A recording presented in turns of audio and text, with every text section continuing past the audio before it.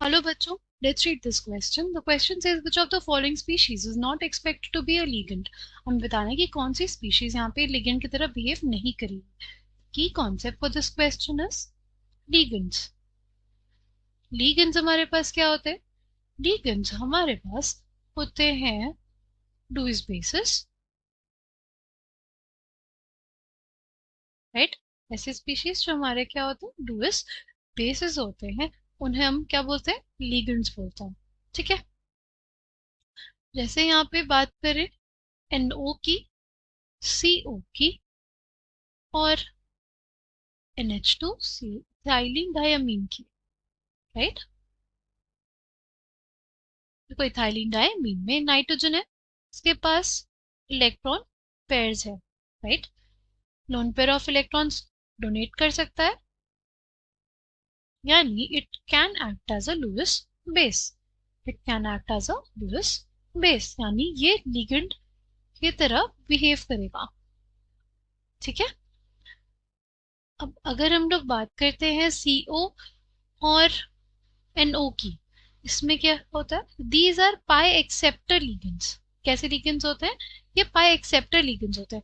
ये जो हमारे पास कार्बन है, इसके पास होते हैं लोन पेयर ऑफ इलेक्ट्रॉन्स.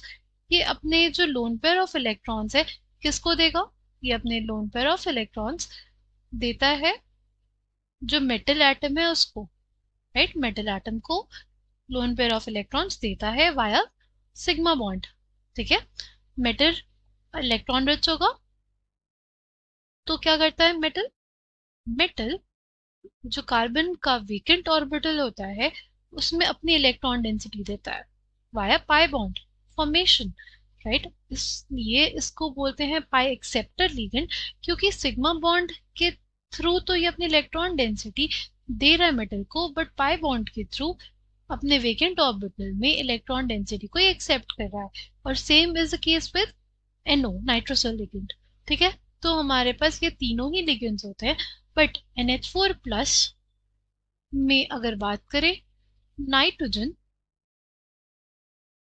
ये जो नाइट्रोजन है, राइट, इसने कितने बॉन्ड्स बना लिए हैं? 4 बॉन्ड्स बना लिए, 8 इलेक्ट्रॉन्स हो गए हैं इसके आउटर मोस्ट में. ठीक है, तो वो अब अपनी वैलेंसी इससे ज्यादा बढ़ा नहीं सकता, राइट? वो 5 बॉन्ड्स नहीं बना सकता. This is the maximum covalency shown by nitrogen atom. इस वजह से अब NH4 प्लस में it will not act as a ligand. ठीक है, option B will be correct. I hope you understood. Well, thank you, all the best.